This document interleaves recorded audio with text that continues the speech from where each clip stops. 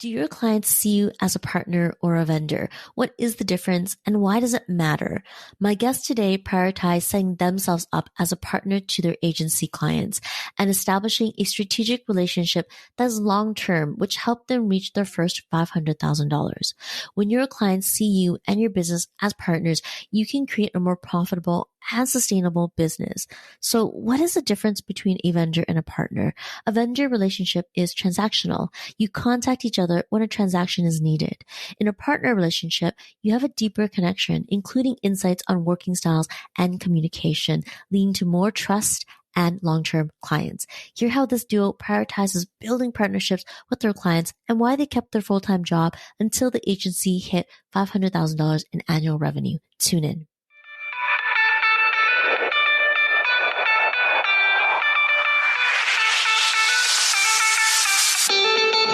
Welcome to the Small But Mighty Agency Podcast. If you're a creative consultant or agency owner who wants to know what the roller coaster ride really looks like to grow your business from one to many, you're in the right place. My guest and I pull back the curtains on the realities of growing and running agencies of different sizes and what it takes to build a team. And if you're anything like me, you want more than the highlight reel. You want to learn from the mistakes of others so that you can stop short of making the same mistakes. I'm your host, Audrey Joy Kwan. I spend my days as a coach and consultant to multiple 6- and 7-figure agency owners. For the last 7 years, I've been behind the scenes helping people grow, lead, and operate small but mighty agencies. Here at the Small But Mighty Agency Podcast, we'll uncover what works and, equally as important, what didn't work to get these business owners to where they are today. Hi friends, welcome back to the Small But Mighty Agency Podcast. We have a dynamic duo today. Catherine and Gabby grew their service-based business to $500,000 before quitting their full-time jobs.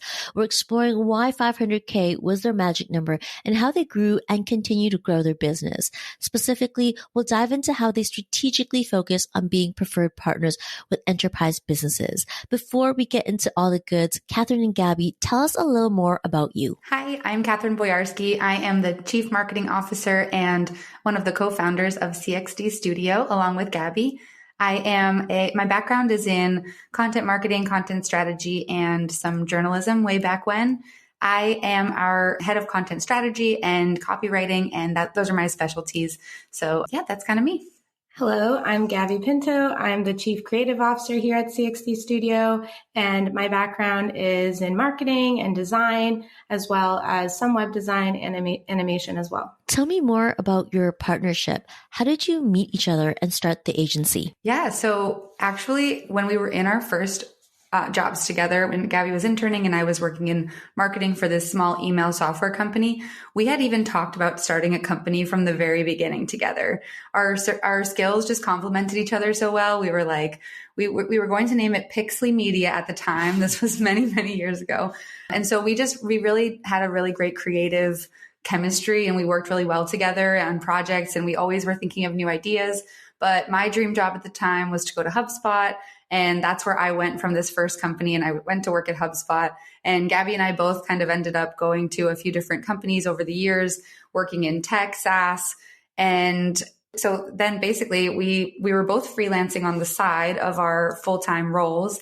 And at a certain point, we were kind of passing clients back and forth. If somebody came to me and was looking for design services, or if they came to Gabby and were looking for copywriting, we would work together on projects and refer each other clients. So we decided to partner up in 2017 and actually start our business, create an LLC, and start basically a side business of our content marketing agency.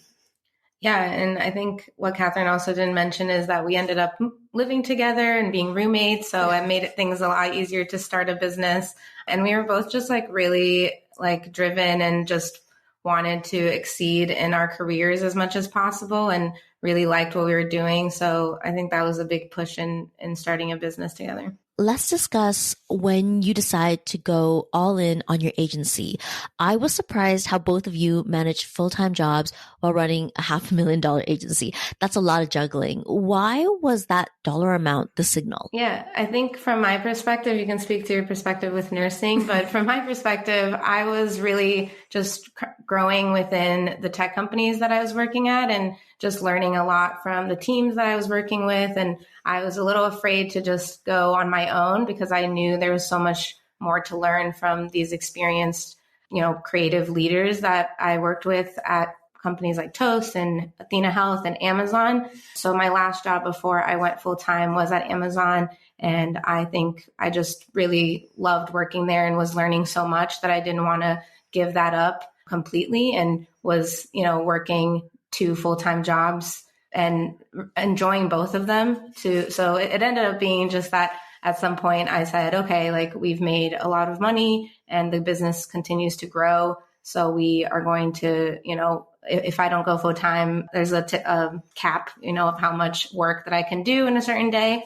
And, so that's kind of what led to leaving, is just like, bittersweet to leave a really smart team, but also knowing that Catherine and I had so much ahead of us and so much opportunity was coming our way that, this is a once in a lifetime thing to grow your business. Catherine, how about you? How did you manage a full-time job plus run a $500,000 agency? Many people would have quit their full-time job when their business hit 6 figures, never mind $500,000. Yeah. So I had a very different path from Gabby. I was working in tech, and I decided actually in 2017, I went complete 180 and I went to nursing school. So I was doing our business as a side job during nursing school. And then I started working full time as a nurse here in Boston. And I was a nurse through the pandemic, and our business continued to grow throughout the time that I was working full time as a nurse. So I got to a point where I was also kind of in a similar situation. I really loved my job as a nurse and I really loved working on our business, but I was kind of working all the time, nights, weekends. And it's just something that when you look back at it, it's that kind of momentum. It was really hard to turn that away and to try to not take advantage of that momentum that we had with our business growth. So I decided to go full time with our business, and I stayed per diem as a nurse. So kind of got the best of both worlds, and I still work a few days a month at my old hospital. So it was crazy though. It was absolutely, absolutely wild when we were kind of growing so much, and, requests were coming in, and it's just something that you hope for. And it happened for us, which was really exciting. I imagine that could not have been easy. Describe for me how you managed that lifestyle. I took meetings from the hospital. My boss was fully on board for me doing my business as well as working there. And I would take business calls from work on breaks, and I would check my email during my lunch break and respond to clients. And we worked a lot of nights and a lot of weekends, to be honest. I know it's not exactly the healthiest recommendation, but yeah, I think at some point too, we started hiring freelancers to help us. So there was a point where it was impossible for us to do it all while having the job. So we looked for freelancers that were, talented and could take on work and train them. So yeah, a lot of nights and weekends, and then starting to put processes together to make our lives easier, like eventually hiring a project manager, and then just building a community of freelancers that we could reach out to whenever something happened or a new project happened that we couldn't take on ourselves. You were at the point where you needed to hire a team to get client delivery off your plate. I'm sure that was happening before 500K. Why wait till 500K to give your notices? Yeah. I don't even think we even thought that, we would get to this size. Like we both started as just like, this is, a fun side hustle to, grow our skills. And it's also just like a nice thing to design for other clients than just like working at your tech company and just focusing on that industry. So we were able to like learn about new industries and, for me, it was just like creating new types of projects that I hadn't done before. But yeah, I think, we never imagined it would be this big. And I think it just grew really quickly in the pandemic as well. We had a really insane 2 years, 2020 to 22. And then eventually, what do you think was the point? I think it was partly just that the growth got to a point where it was either go full time or stop. And then I also think that it was for a point where both of us felt really confident that this was sustainable for our full-time jobs and to completely sustain our lives. I think that was something we were actually both looking at. We wanted to buy houses. So I was worried that if I didn't have a full-time job, it was going to be really hard for me to buy a house. Gabby wanted to buy a house. So there were kind of other things in our lives that we wanted to be really, really certain that this was going to continue because, as a freelancer or as an agency, your months fluctuate. So it can be hard to feel really confident at that point. Okay, even though things have fluctuated, I know that year over year, this is sustainable, no matter, if we have a slower quarter and a more busy quarter. We were extra cautious. Yeah. Thanks for detailing that. I want to dive into how you grew the agency quickly. You mentioned that you had a tremendous 2 years of growth and there was a hunger for your services in your niche. Tell us about your niche and how you found it. We specifically work with B2B SaaS brands and we do content marketing for them. But more specifically, we work typically with enterprise level B2B SaaS brands. So business to business software as a service. So mostly software companies, tech companies. We have dabbled in fintech, but it's usually more of, these kind of marketing software platforms and adjacent, software platforms that support business growth also. And something that we were able to take from our roles in B2B SaaS was how do these companies work? Which teams use content marketing within those businesses? So we're able to kind of expand our services from just working with the main marketing team to being able to work with the product marketing team or the sales enablement team. So having been at large tech companies in the past on the marketing team, we definitely were able to, that helped us a lot in going into that specialty. And that specialty feels like it's blown up so much since then because we started working in these companies, 8 years ago. Your proximity to SaaS companies before starting your agency was an advantage. It shortened the learning curve on two things. First, how to get in the door with enterprise companies. And second, how to excel at establishing your business as a preferred partner with these companies. I want to explore what you're doing to set up as preferred partners. Yeah. So one thing that we've been able to do with a few of our clients has been one thing is anticipating their needs, educating yourself on what their goals are and what they're reporting to their team director and how you can help them kind of hit their goals and succeed. Because when they hit their goals, then other teams want to learn from what they're doing and they want to work with you too.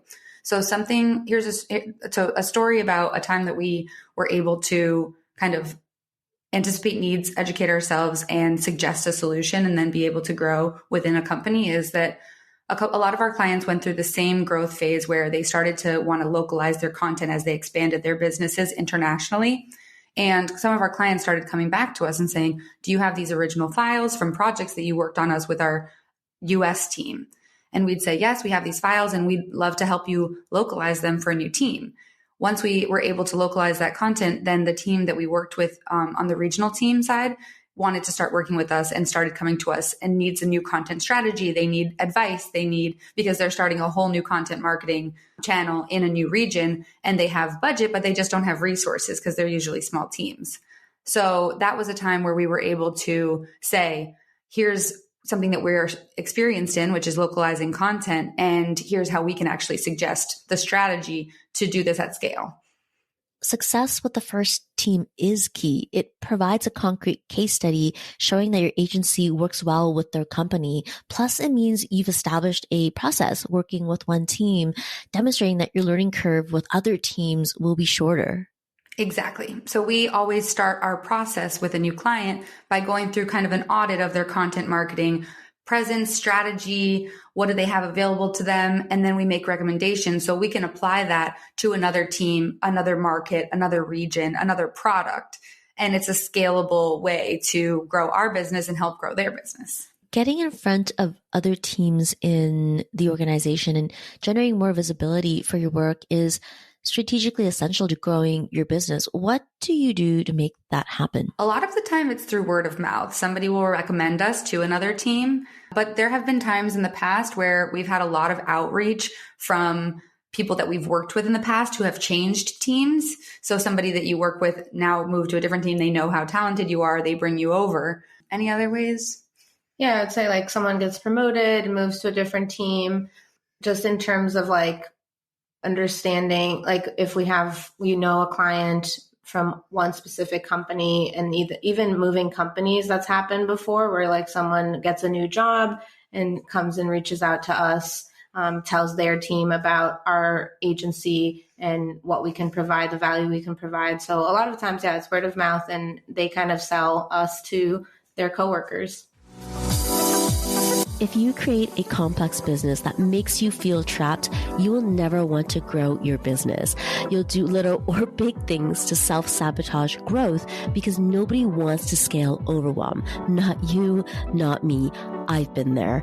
I learned this lesson as a second in command of an agency. I could not turn off my brain and relax because I would worry about what was and wasn't being done. It wasn't until I looked at the business from a productized service perspective. It gave us more bandwidth to double the revenue and sell and exit the business. Since then, I've been behind the scenes of multiple 6- and 7-figure service-based businesses, helping consultants and marketers who are at capacity get out of being stuck in service delivery and growing. It all starts by looking through the lens of a productized service. Download the free productizer service roadmap. Go to audreyjoyquan.com/roadmap or click the link directly in your show notes. How you think about growing your business is time-saving and highly strategic. You're growing deep roots in the company, but servicing as many internal teams as possible. Of course, you're going out there and getting new clients, but one of the highest priorities in your business is maximizing the opportunities available to you with your current clients. It kind of happened sort of organically from the start, but we would start getting requests from, like I said before, the product team or the sales enablement team. And a lot of the times we're really ingrained in these companies. We're in the Slack channel. We are in some team meetings. So we people are aware of who we are and what we offer. And then we're able to, capitalize on that by and we're already in their system. So it's a lot easier for them to work with us if they know that their coworkers have trusted us in the past and we already know the brand and we're already in the systems as a vendor. So I want to zone in on something you just said. It's the word visibility. What are some of the things you're doing to create more opportunities for your agency to be visible in the companies you work with? Yeah, I think we are like in some Slack channels and some like project management tools, but we're also providing really valuable ideas in every meeting that we have with them that kind of exceed that project. So just like future project ideas or things that are connecting to that project that we're doing that could be something they can explore in the future. And they're always like, they have a budget and they're always thinking of like what to do next. And then I think that kind of, they can remember some of the ideas that we provided and reach back out to us for that. Yeah. What do you think? I was going to say ideas. Ideas, I think, are something that really help us stand out and bring value to them. And we've had a lot of conversations recently where people in marketing roles have problems being creative and coming up with new ideas. They have goals to hit, but it's hard when you're trying to manage a program or a team or, and to sit down and just think of ideas. So that's something that I actually did on a call recently. One of our clients is going out on maternity leave. And she was like, I just can't think. I need to fill out this whole content strategy and calendar for the next few quarters. And I just can't think. So we just started brainstorming and I gave a ton of ideas. And she's like, oh my God, I didn't think I was going to get this done before I went out on leave. And now it's done. So that's a way to help the client and then also get work back to us. I was going to mention something too. There are times where like we have a client that, we created a report for them and promotional assets, and we provide some ideas on like, should we try to do an animated version of this, or should we try to create like a different type of content, like more shareable? So just providing those and topics. And then we're seeing them like on social media. We kind of, are ingrained in that. So we know, what we've seen, what's popular, what's trending. So getting those ideas out to them. And that is also a sort of like an upsell move from our side on just like, here's, more services that we can provide to you. I love that you brought up the word upsell. What does an upsell look like in your business? We're project-based, so we upsell on projects. So when we work with clients regularly, we are able to kind of understand what a campaign looks like for them. And sometimes they might come to us for one element of a campaign, like a digital guide. And then another time they might just need the promo assets. And that flexibility is something that I think our clients really appreciate, is being able to use our services when they need us and not use them when they don't need us or don't have budget. And then they come back to us because we're easy to work with. But we always share a lot of our services. We share a pitch deck with all of our services up front, so they're aware of everything that we do. And then, like Gabby said, we're able to suggest add-ons to a campaign. Let's help them make a landing page, or let's help do an ad campaign and maximize the life of this campaign. And then we like to bring up those conversations too. If there's, coming to the end of a quarter, do you have any extra budget left over that you'd like to do an ad campaign? Let us help you put together that, that creative and something to test. And that's just something that our clients like to take advantage of. Yeah, we worked with a client recently that had just like their landing page that they launched for like an industry report that they launched the year prior was, we noticed a lot of opportunity to update that landing page. Seemed like, just from our experience, we kind of can guide them on CTAs to add and just certain techniques that they can optimize that landing page. So that report that they launched the year prior, they asked us to create a new report for this year. So that was just a way for us to upsell on, let's help you create a landing page that's more optimized, and let's help you create social promotional assets to take leads to that landing page. So things like that, just seeing opportunities within their existing content as well. The retainer type model is seen as the gold standard in an agency because it creates more predictable income. I think that reoccurring projects can be just as sustainable in a business, especially when your ideal clients needs reoccurring projects across their entire business. Tell me your thoughts on the retainer versus the project model.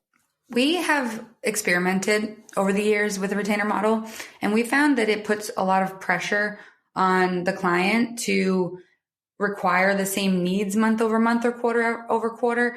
And so once they start to get kind of, actually this quarter we might not need that, or this, it just ends up being easier to do project-based. And overall, our clients have definitely expressed that they like the flexibility of being able to come to us and book us for 20 projects at once, or book us for one project at once, just depending on their needs at that time. The reoccurring project model works well when your goal is to be a preferred partner, because you're not looking at one-off projects. You're still looking at a series of projects booked throughout the year with multiple teams across the enterprise. You also mentioned in a chat we had offline that a distinct advantage of working with teams across the enterprise is the opportunity to get deeply educated in how their business works. Tell us more. What we have done is we do have experience in these industries and at companies that have already scaled and are very successful, but we're able to take a lot of learnings from our own experience, our clients' testing and optimization methods that we can bring to other clients. But what we do is, with every new team that we work with, we're always asking about goals, how things work, how do you get your leads, where does that come from, who does it go to, so that we can understand our piece in the puzzle and then help them improve all of their numbers and suggest where they might be able to support another team. Actually, maybe the reason that this isn't working is actually because of the data quality that's coming in. So really understanding what their goals are for each team that we're working with, and the greater, obviously, business initiatives. But we really do try to educate ourselves for each individual client and on the industry. We're constantly reading articles. We go to events. We attend our clients' events. So we're always just trying to know what product launches are coming up and understand the larger business picture for in the context of each project so that we're able to add value. Oh, you have an event coming up next month for this product. Have you optimized the landing page for that product since then? Oh no, we didn't even think about that. We should definitely do that before then. So anticipating their needs based on their business goals. As we wrap up here, is there anything else you want to share that has helped you and your agency be preferred partners to organizations? We both do a lot of, and we also, one of the things that I do a lot for my day-to-day role is actually interview leaders in the space. So I kind of get to a firsthand look at what's coming, what people are focusing on, and what companies should be thinking about. So for example, this year, something that a lot of companies are thinking about is revenue optimization and how every campaign can be tied to ROI and make sure that everything they're doing is really geared towards the bottom line. So that's something that we can bring up with our clients and say, how are you approaching your, marketing ROI for this quarter? How are you approaching revenue optimization? How does each different, channel that you are putting your money into and your efforts into, how is that giving you returns?